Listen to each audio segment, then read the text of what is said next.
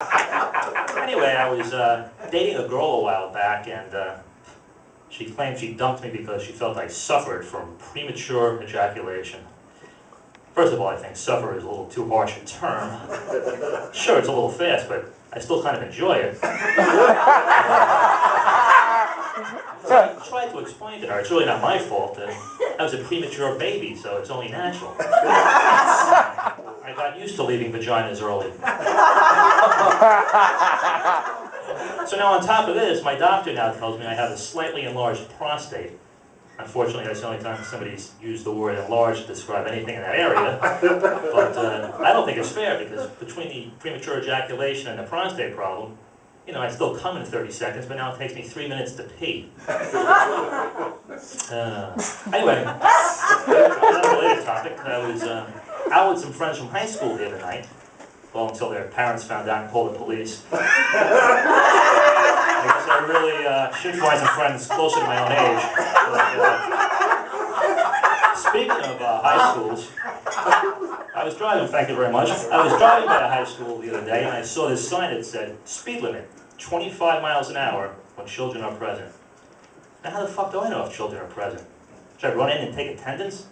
And if they are present, who decided 25 miles an hour is an acceptable speed for a child to be run over?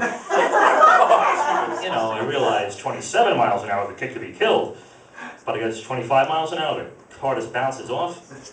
Kids are fat today, but it's got to hurt a little.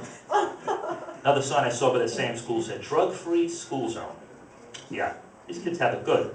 When I went to school, I used to pay for my drugs. But I guess the free drugs do help when these fat kids are hit by the slow-moving cars.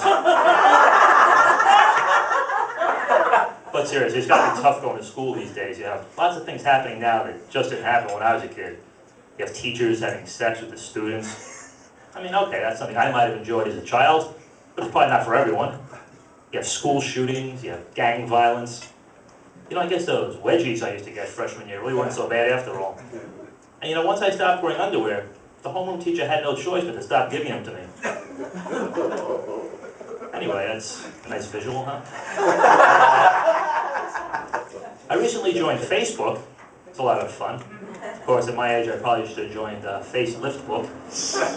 But a lot of you might not know there's an X-rated version of Facebook out there. It's very interesting. It's called Sit on My Facebook.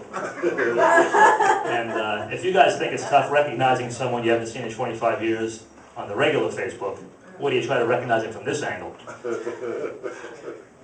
Okay, maybe not. Anyway, I was dating another girl a while back, and I should have known it wasn't going to work out because I met her through Match.com, and on her profile it said her favorite hobby was reading biographies of famous people. As opposed to what? All those best-selling biographies of unknown people? But we went out a few times anyway. In fact, one night she brought over a bottle of wine for us to have with dinner. Now, it had a screw-off cap.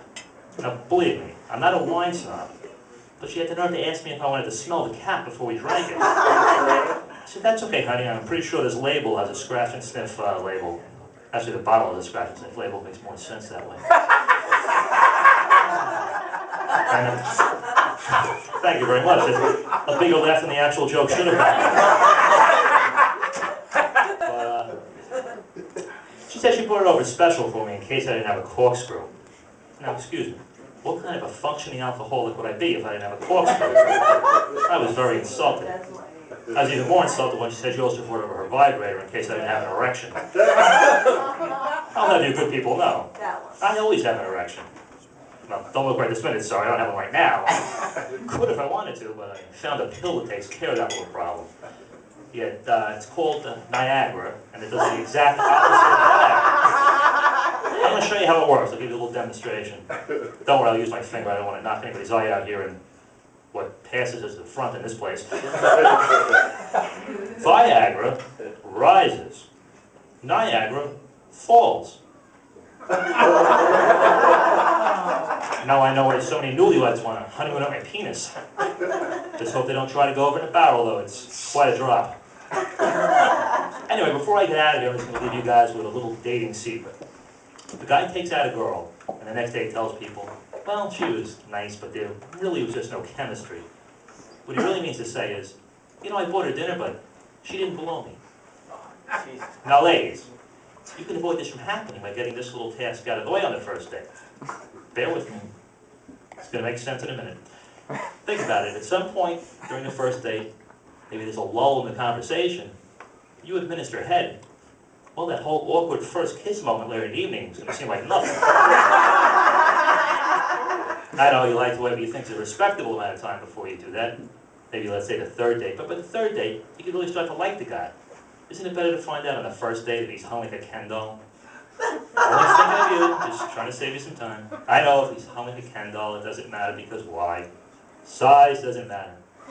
You ever notice the girls who say size doesn't matter? Only think guys could use a hula hoop for a cock ring? On that note, I got to try to get to the hula hoops though before they close. You guys have been great. Thank you very much.